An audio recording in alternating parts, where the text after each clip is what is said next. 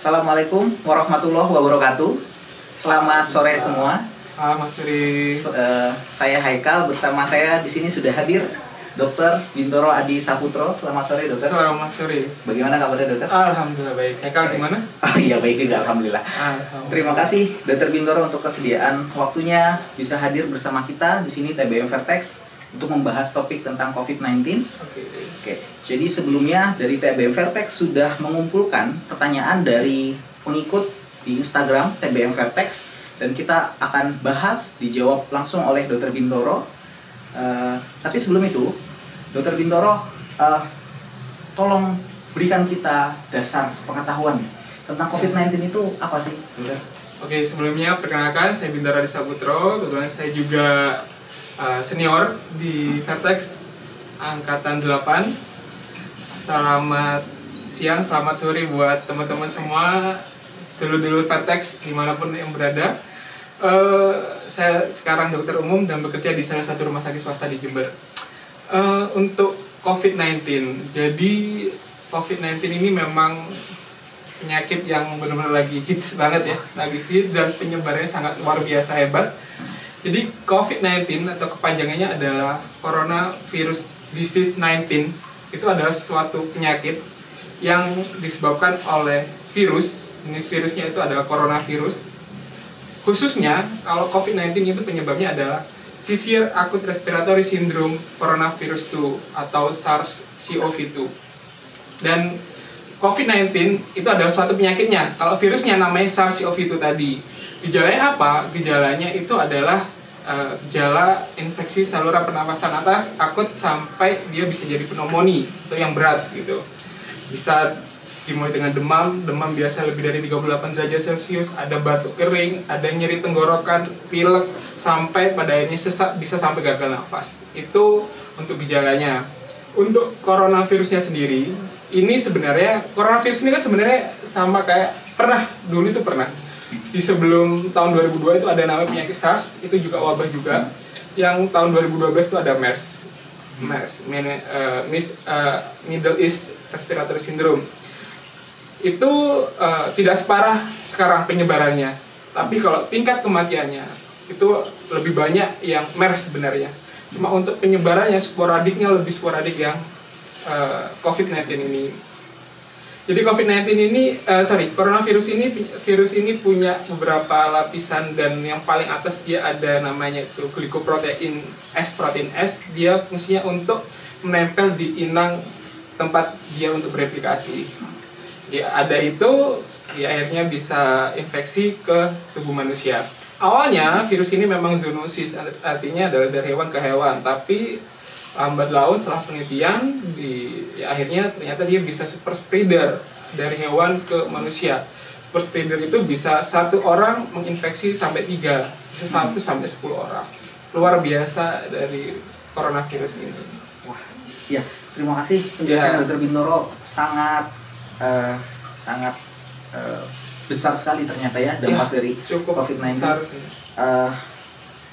Nyambung kita langsung ke pertanyaan dari penanya boleh. Yang di pengikut Instagram TBM Vertex. Jadi pertanyaan pertama ini menanyakan sebenarnya apa yang terjadi di Indonesia sehingga COVID-19 ini penyebarannya terus berlanjut gitu, terus meningkat. Ya. Jadi kalau yang terjadi di Indonesia, saya jelaskan di dunia dulu. Yang di dunia itu kurang lebih sudah hampir 1.600.000 pasien terkonfirm COVID-19 dengan kematian kurang lebih 90 ribuan. Luar biasa, itu di seluruh dunia.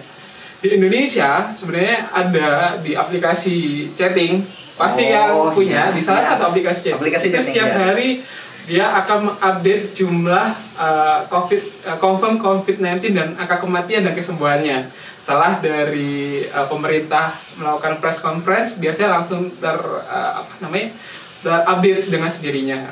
Setahu saya sampai kemarin, ini sudah ada yang terbaru ternyata. Kalau kemarin kurang lebih 3.542. Coba kita lihat hari ini. Wow, hari ini ternyata sudah terkonfirmasi kurang lebih 4.241 kasus. Ini peningkatannya sangat luar biasa.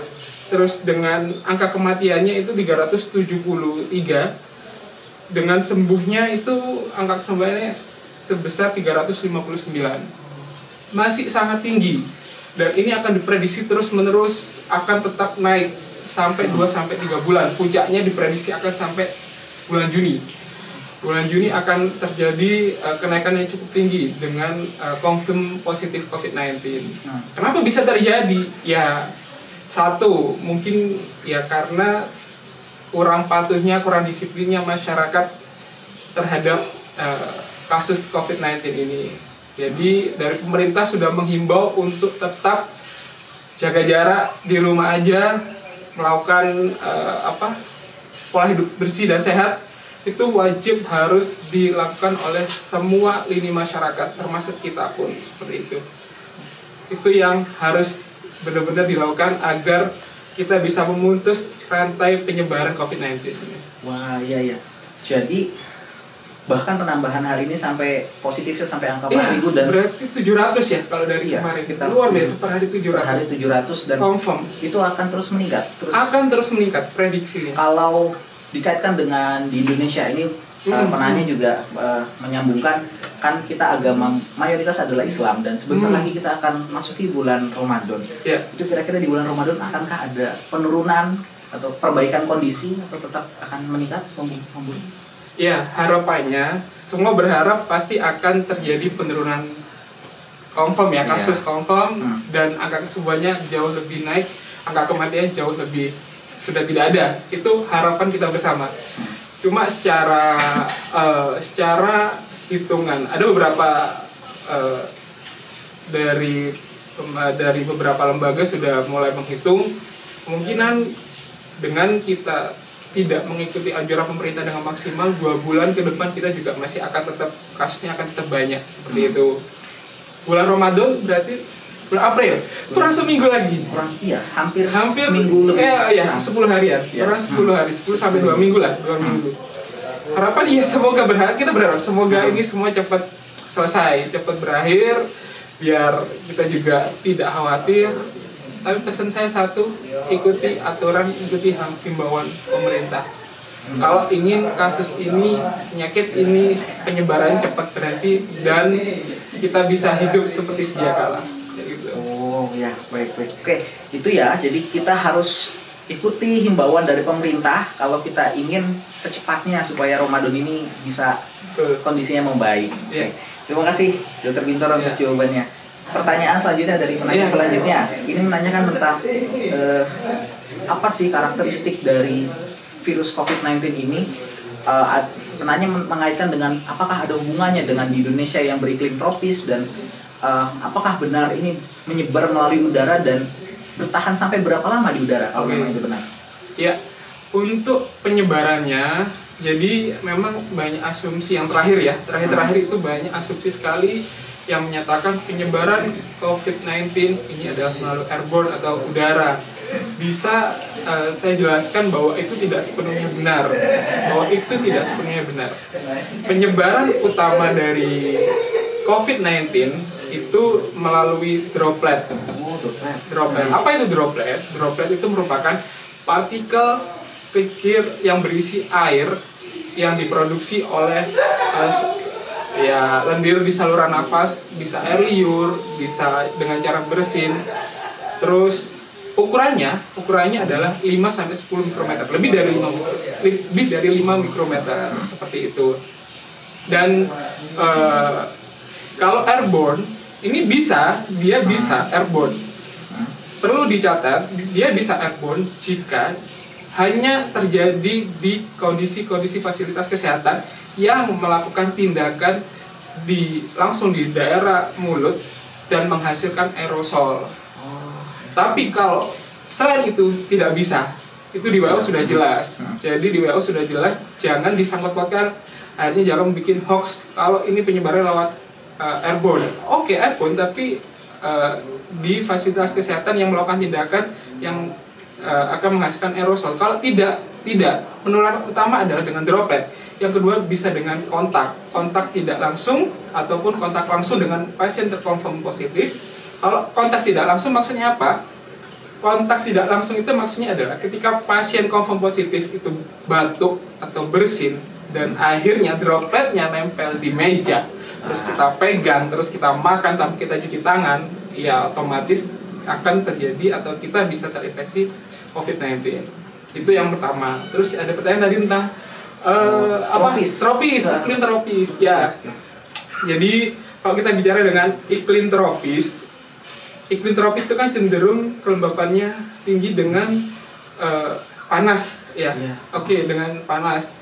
Virus COVID-19, virus coronavirus ini memang dia sensitif sekali terhadap panas, deterjen, disinfektan atau pelarut lipid. Ya, itu memang semua dia sensitif atau bahkan bisa rusak di yang tadi saya sebutkan. Nah, sekarang ada hubungannya dengan ini dok, kita hubungkan dengan negara tropis. Oke, awalnya COVID-19 virus coronavirus ini kan memang bermula di Wuhan, Cina. Wuhan, Cina kondisi waktu itu memang lagi musim dingin. Kasusnya sangat tinggi, 44 kasus per hari. Ternyata setelah diselidiki ternyata ada virus baru. Di Amerika sekarang memang lagi kondisi dingin. Di Iran pun kondisi sekarang juga dingin. Akhirnya semua berasumsi bahwa ini bisa hidup di negara yang iklimnya dingin. Ternyata di kita itu ada iklim tropis, tapi juga ada yang positif. Malaysia, Filipina, juga Thailand itu juga merupakan negara tropis dan mereka juga masih banyak yang terinfeksi COVID-19. Otomatis sepertinya gugur tentang asumsi itu. Harapan ini ada dari epidemiolog yang menyatakan bahwa harapannya sih kayak SARS dulu ya, 2 bulan ternyata ketika sudah musim panas ya dia akan hilang sendiri. Itu semua berharap seperti itu. Cuma kalau dihubungkan dengan negara tropis ya harusnya gugur pernyataan tersebut, karena ternyata di Indonesia juga masih ada seperti itu. Kita hanya bisa mengekstrapolasi, artinya kita menghubungkan dulu SARS, MERS kayak gini, akhirnya dihubungkan karena masih belum ada studi ilmiah tentang kajian hubungan dengan negara tropis, belum ada. Berarti sebagai orang Indonesia ini tidak ada spesial ya, kita harus tetap harus hati-hati. Harus hati-hati.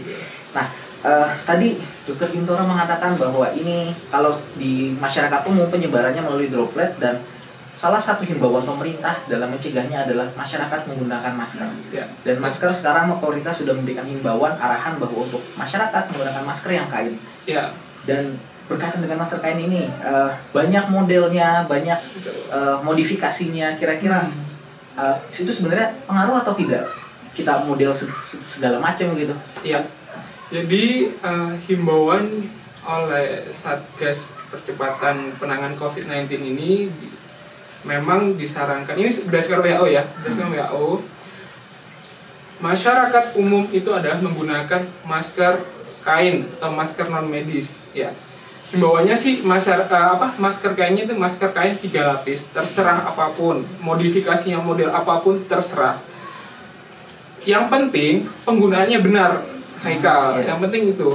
Caranya bagaimana? Dia menutupi hidung sampai dia menutupi dagu paling tidak. Itu penting banget. Percuma modelnya sebagus apapun tapi akhirnya dia tidak menutupi hidung. Akhirnya yang ada dia malah bisa menyebarkan virus itu sendiri atau malah tertular. Dan yang penting lagi, kalau pada penggunaan masker kain ini tetap jaga jarak 1 meter, tetap jaga jarak. Itu rekomendasinya berlanjut. Jadi nggak cuma masker kain tapi tetap harus jaga jarak, physical distancing gitu.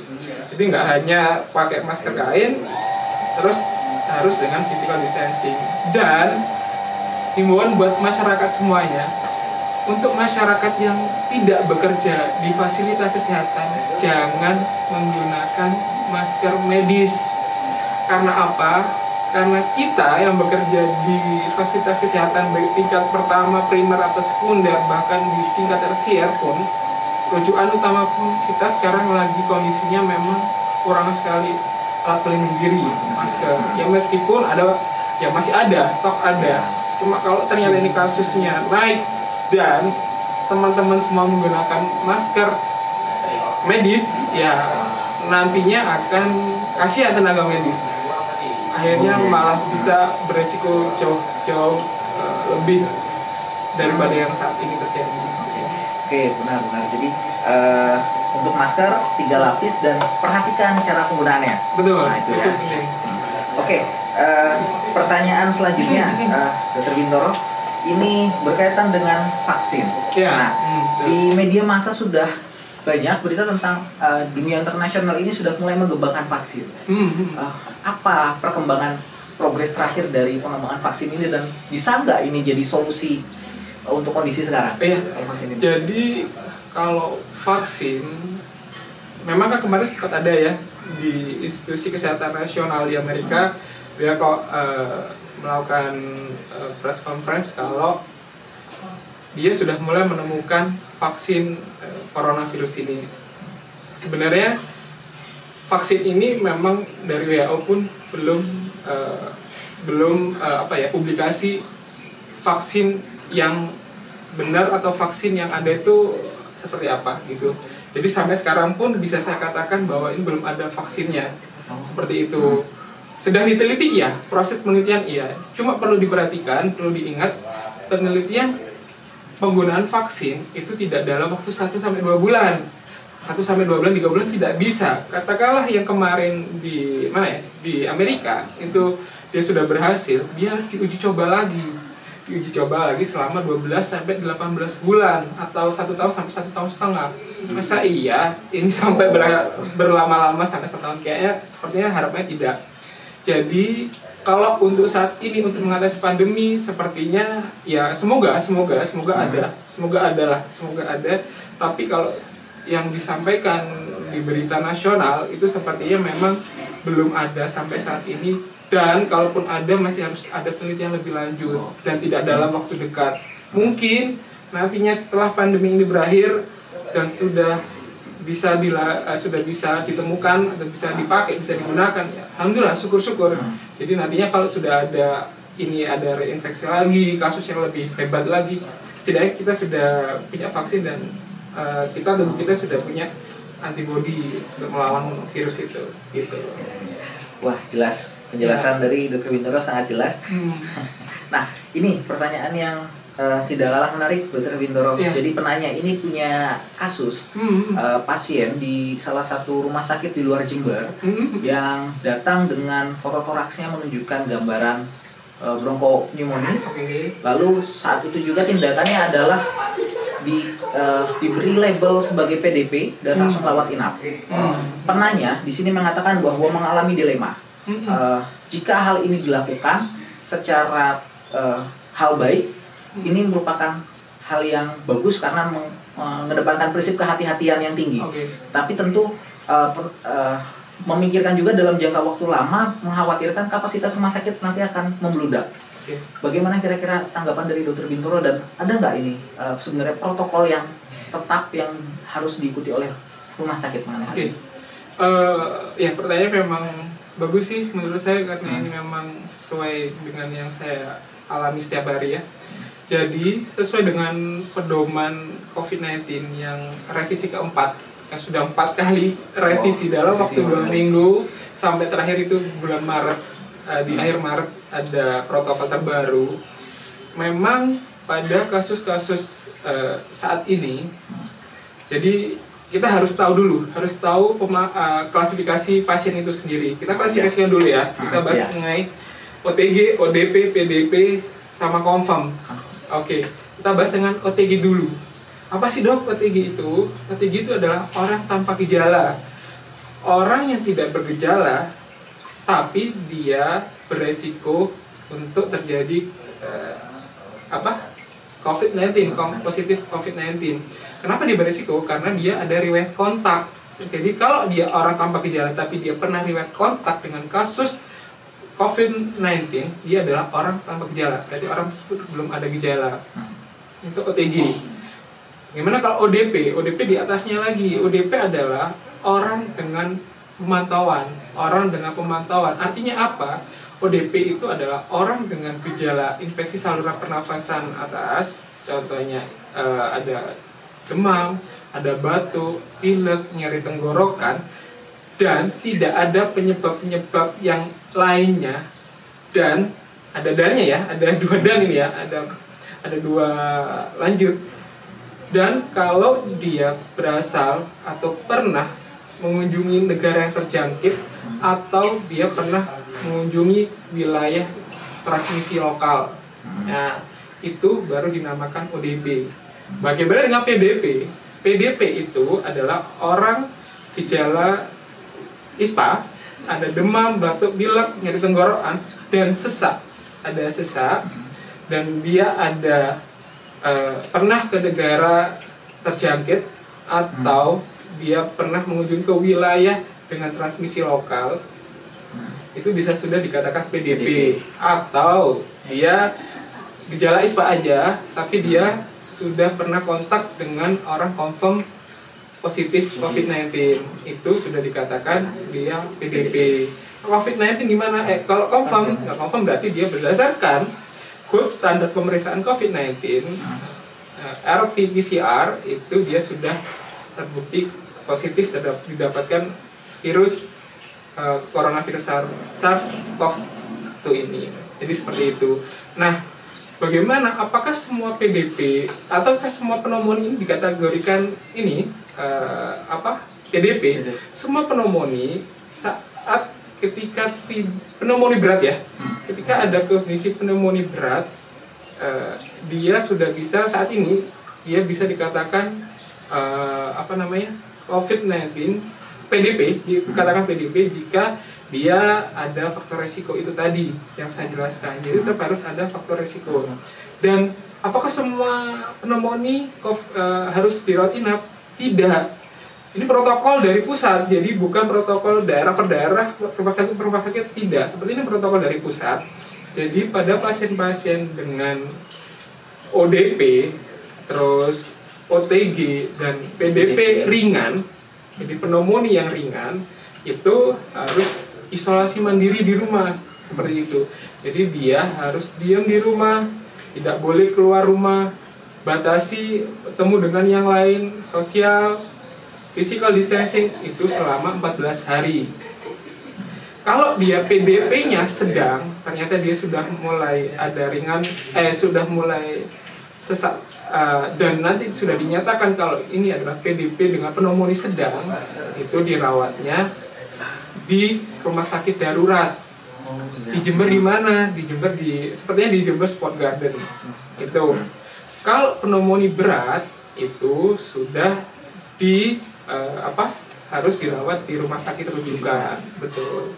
Rumah sakit rujukan baru dia ditanganinya di rumah sakit rujukan. Jadi ini harus ditaati dan harus dipahami oleh masyarakat. Tidak semua akhirnya semuanya ke rumah sakit, semuanya minta rawat inap. Akhirnya yang ada malah banyak kasus yang positif baru dan ya tidak menaati anjuran pemerintah, kasusnya nggak akan beres. Seperti itu. Wah ya, jelas ya. Pertanyaan jawabannya. Nah, tadi Dr. Bimora menyebutkan gold standar dalam penetapan confirm COVID-19 ini adalah tes PCR. Ya. Nah, ini penanya selanjutnya juga menanyakan hal ini berkaitan dengan tes ini. Pemerintah melakukan 2 tes selain PCR juga rapid test. Tapi selanjutnya yang ditanyakan adalah ini fungsi dari rapid test itu apa? Kalau ternyata gold standarnya adalah PCR. Ya, jadi banyak sekali yang ini nggak penting rapid test gitu. Ya, kita ambil dari sisi baiknya aja. Kita ambil dari sisi positifnya. Rapid test itu kan yang kita nilai adalah antibodinya. Antibodi itu adalah kekebalan tubuh kekebalan yang dihasilkan tubuh ketika pasien terinfeksi coronavirus, virus corona ini. Harapannya ketika dilakukan rapid test, seandainya hasilnya positif, berarti pasien kan mempunyai antibodi terhadap coronavirus ini. Tapi tidak selalu dia memang benar-benar terinfeksi COVID-19, karena false positif juga banyak. Bisa dengan ada beberapa penelitian yang dia mengatakan bisa juga pada kasus-kasus dengue fever, demam berdarah itu katanya juga bisa positif rapid testnya. Tapi paling tidak kita bisa mengurangi klasternya, kita bisa membedakan klasternya. Oh ternyata orang tanpa gejala di rapid orang tanpa gejala di rapid ternyata dia positif, paling tidak kita sendirikan, kita harus waspada biar dia kalau memang ternyata dia di PCR dia positif, dia tidak menyebarkan. Itu positifnya. Jadi paling tidak dia tidak menyebarkan ke yang lainnya, biar disendirikan, biar pasien lebih aware. Oh iya, aku sudah mulai dicurigai karena kan gold standarnya PCR. Baru nanti setelah di PCR ternyata negatif, oke, berarti harus diulang lagi gitu. Jadi alurnya seperti ini. Pemeriksaan rapid dan PCR ini. Jadi pada awal pasien-pasien yang dicurigai, pasien ODP, PDP ataupun pasien OTG itu dilakukan ini ya, tapi ada beberapa syarat yang harus memenuhi yang bisa dilakukan pemeriksaan gitu. Pertama, harus dilakukan rapid test terlebih dahulu jika benar-benar memenuhi layak diperiksa.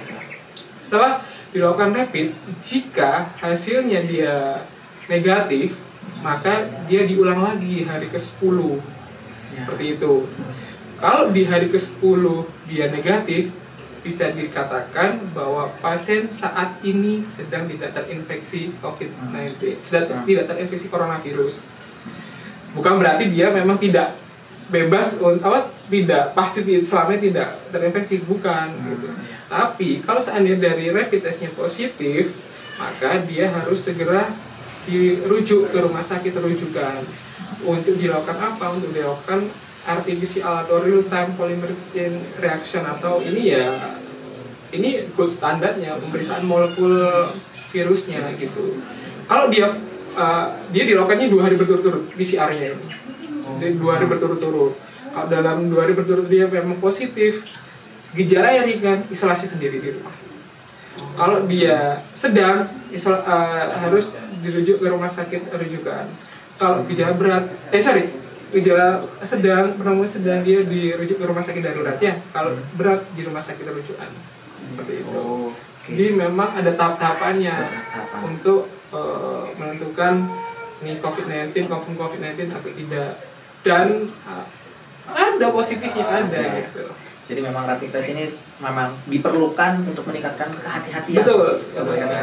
Lihat kondisi yang sekarang. Iya, betul. Nah, tadi juga kita sudah dijelaskan tentang istilah PDP, OTG, dan ODP.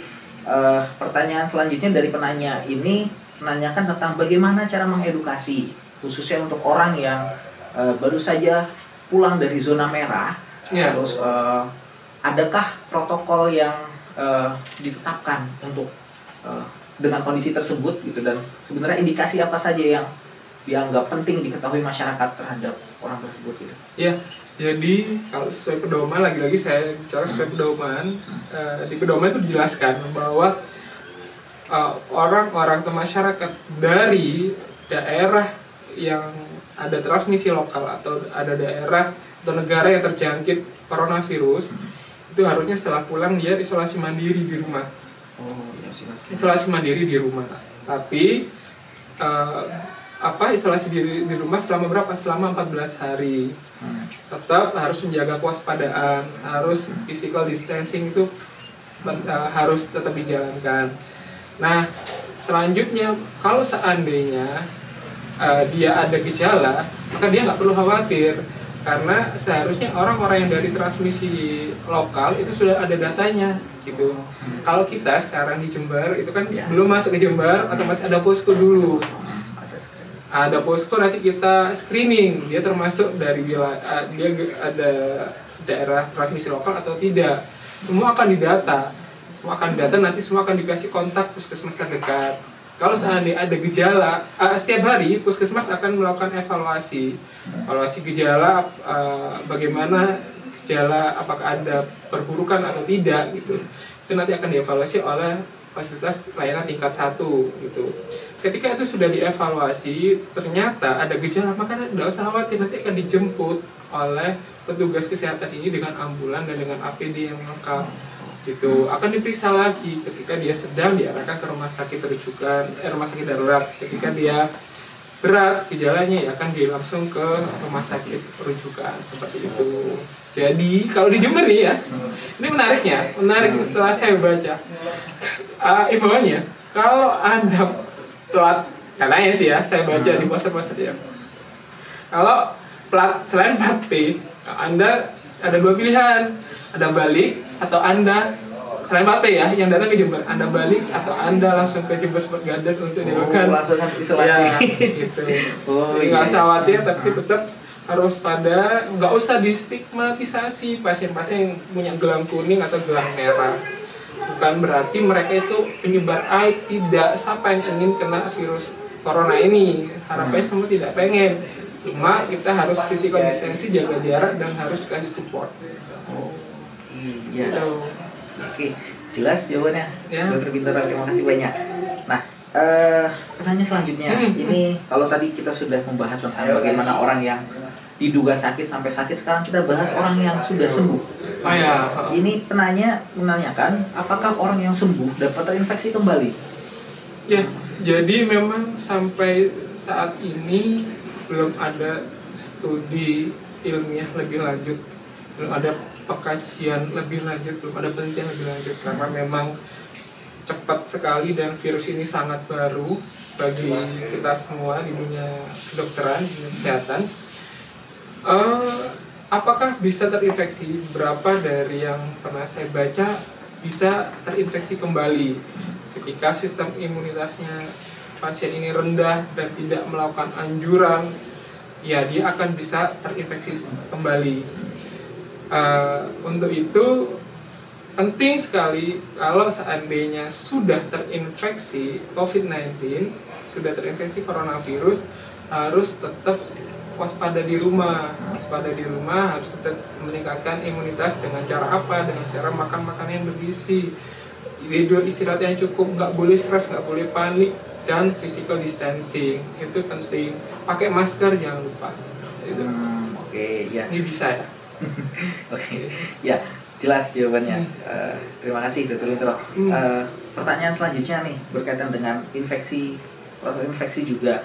Ini ada yang menanyakan, jika ada ibu yang sedang hamil lalu terinfeksi oleh virus coronavirus ini, itu apakah akan berpengaruh ke janinnya? Maksudnya apakah janin bisa positif gitu ya? Iya, benar. Jadi kalau menurut rekomendasi dari mana Dr. Abjin, kalau saya baca yang terbaru itu, sampai saat ini memang belum ada pelaporan adanya transmisi vertikal dari ibu ke janin saat proses dalam kandungan. Hanya saja kemungkinan besar ketika ada bayi yang lahir dan terinfeksi coronavirus, kemungkinan didapatkannya adalah setelah proses persalinan atau saat proses persalinan, bukan di dalam kandungan dia terjadi transmisi vertikal dari ibu ke janin. Itu belum ada penelitiannya. Di Cina itu memang ada beberapa, hanya ada 6 pelaporan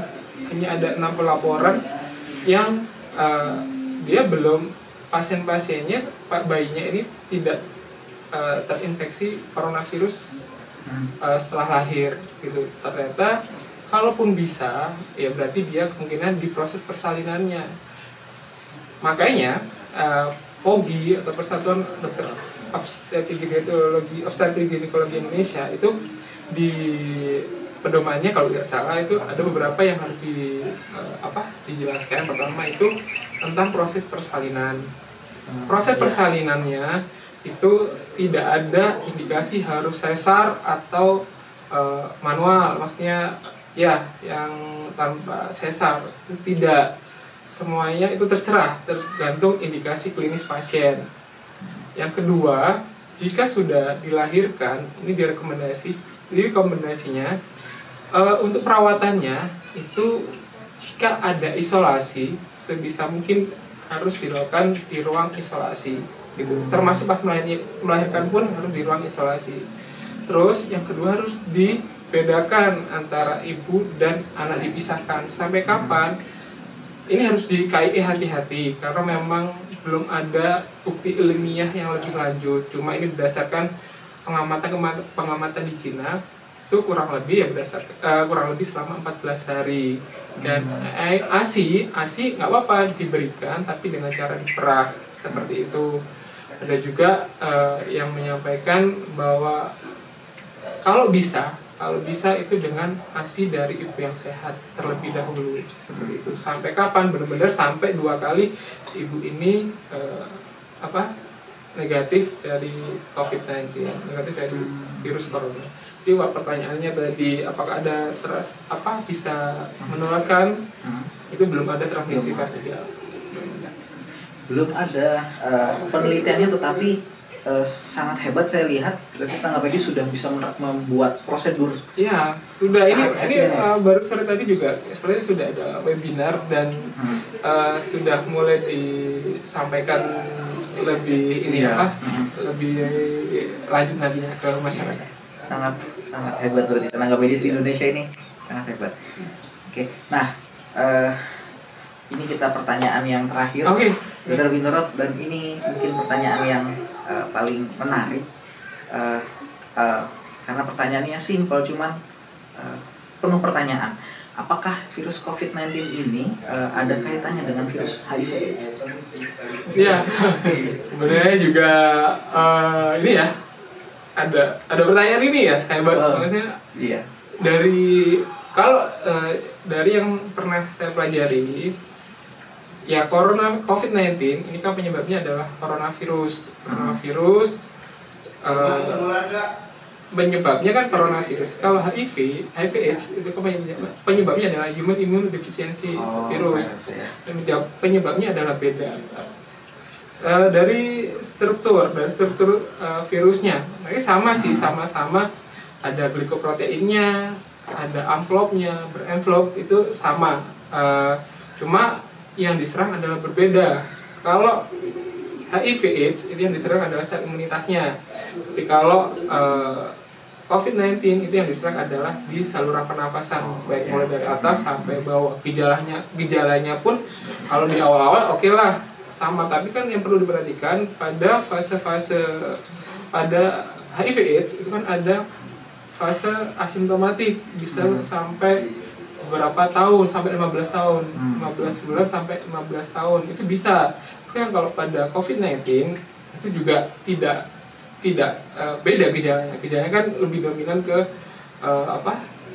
pernafasannya, gejala ISPA-nya, dan tidak selama kayak HIV/AIDS juga, harusnya sih berbeda gitu. Ya. Oke. Itu semua pertanyaan yang diajukan penanya melalui Instagram TBM Vertex. Terima kasih banyak, semua jawabannya terjawab dengan jelas. Ada penanya? Boleh. Ada pertanyaan lagi langsung dari Instagram langsung? Boleh. Oke. Pertanyaan dari penonton live langsung. Dengar-dengar katanya pemerintah sudah menyiapkan obat kloroquine. Nah, tapi yang penanya tahu obat ini bukan murni untuk COVID-19 tetapi untuk penyakit lain.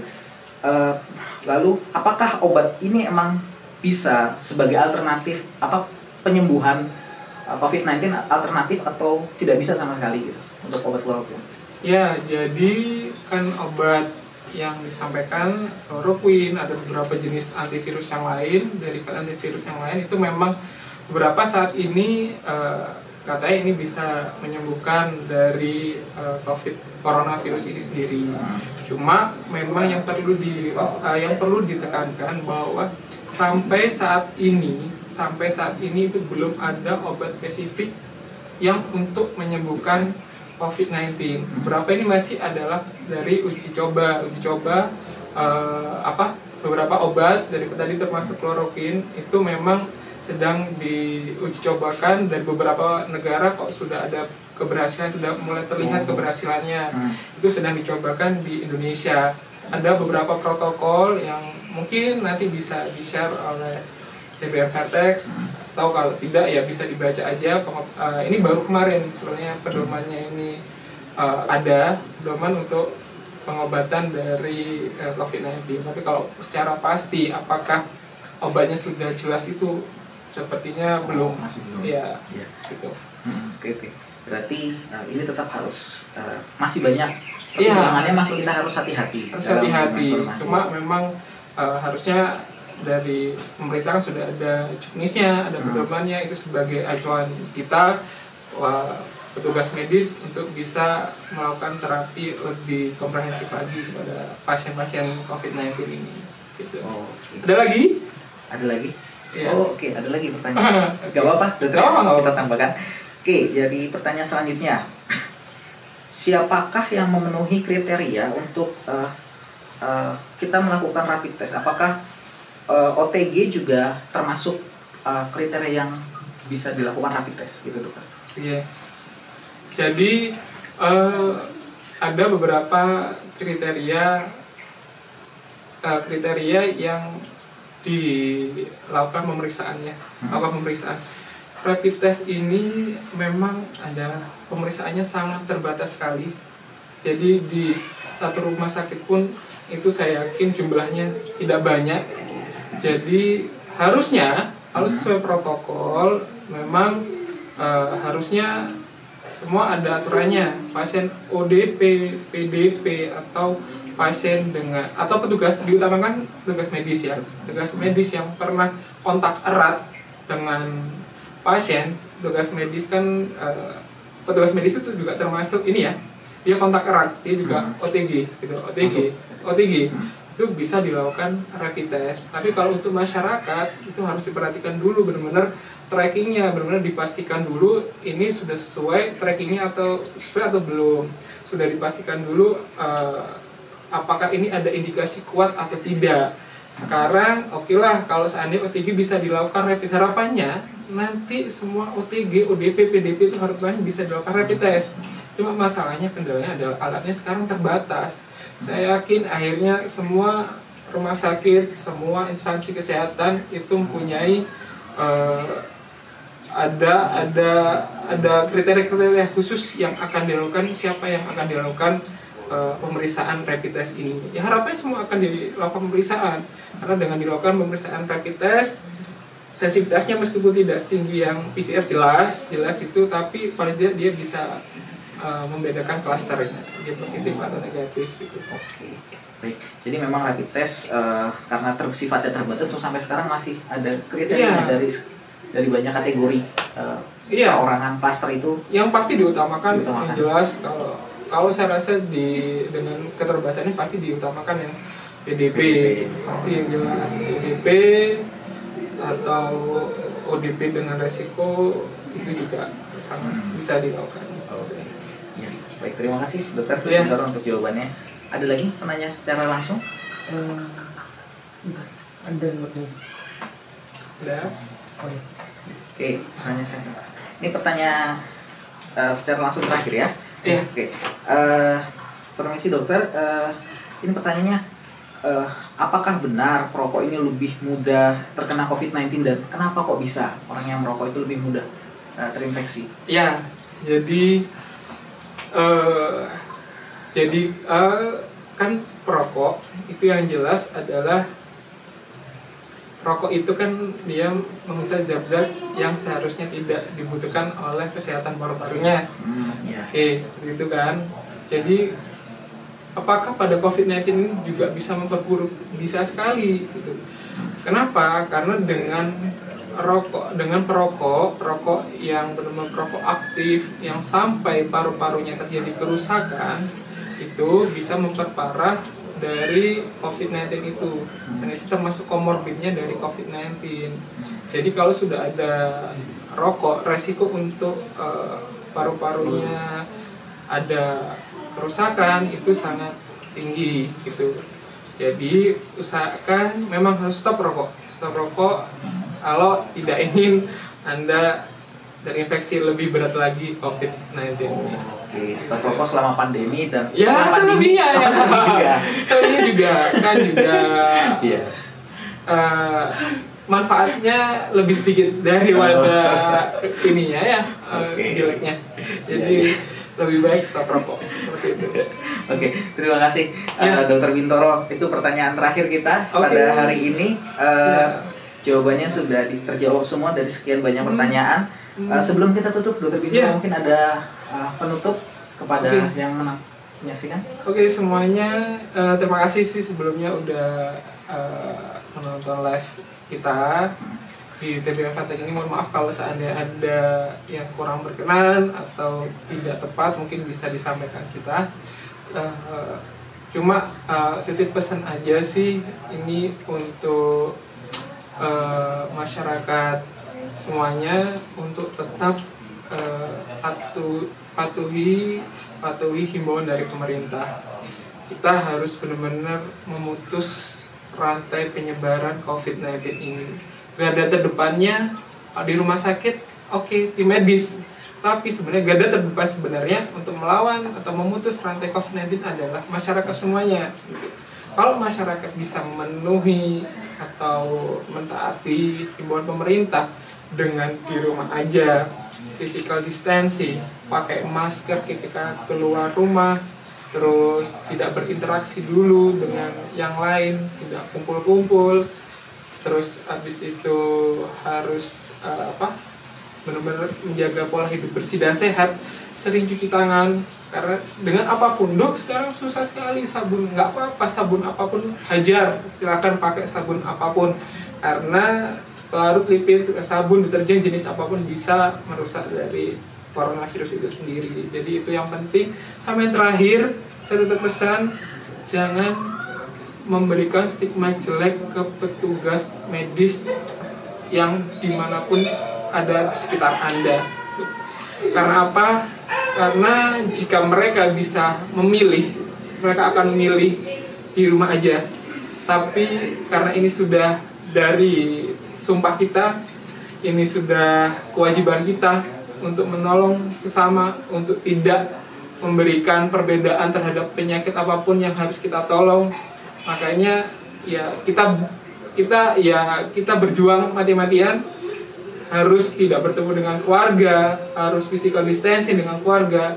Sedangkan Anda, semua teman-teman di rumah yang seharusnya bisa menikmati di rumah aja, itu pergunakan dengan baik dan jangan sampai memberikan stigma jelek ke petugas medis. Karena kasihan mereka harus bekerja mati-matian untuk melawan COVID-19, tapi masih diberikan stigma jelek dari kita semua. Makanya kita harus saling menjaga itu. Itu yang penting sih. Ya. Terakhir, kan Vertex kayaknya mau ini ya? Iya, Vertex membuka donasi dari donasi. Tim Bantuan Medis Vertex membuka donasi yang donasi ini ditujukan untuk pembuatan APD bagi fasilitas kesehatan yang membutuhkan dan juga masyarakat serta pihak-pihak lainnya.